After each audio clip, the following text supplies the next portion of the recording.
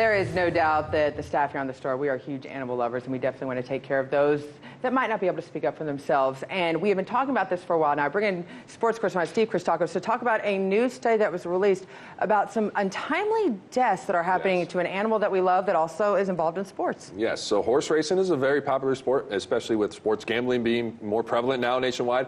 It's one of the most bet on sports, actually. And recently, though, at New York Racetracks, 10 horses died in 9 days. So between July 9th and July 18th, at 4 different racetracks, one including Belmont Park, which is one of the famous Belmont Stakes, horses died there. And there's been a total of 50 horses, actually, since January 2nd that have died across 11 racetracks in New York from either being euthanized or from during competition. So it's race and non-race situations. Okay, so let's talk about why are they being put down? Why are they not just being rehabilitated and put out to pastures? Well, sometimes you have to put the horse down if they're injured badly enough.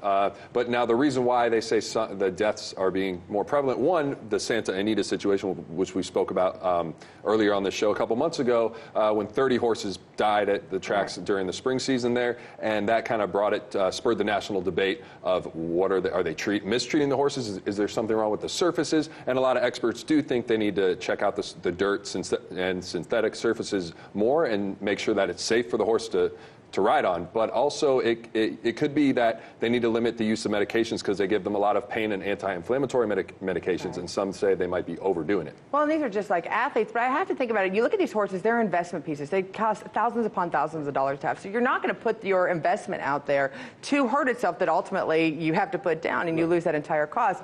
Are the owners speaking out? Who is speaking out on behalf of these animals right now to at least figure out what the major issue is that's causing so many deaths? Right, of course, PETA, animal rights activists this is what they're good for. Yeah. This is a great thing that they are for. They want not only reforms, but they want the sport banned. But there are regulations in New York. The Gaming Commission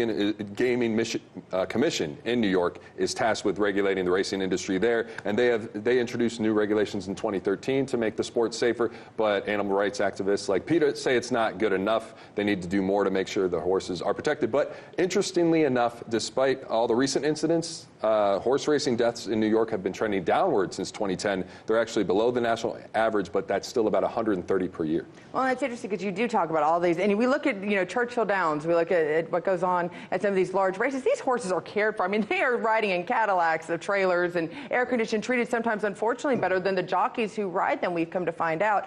So in this case, you don't expect that across the board. At the same time, there should be some sort of standards put in place.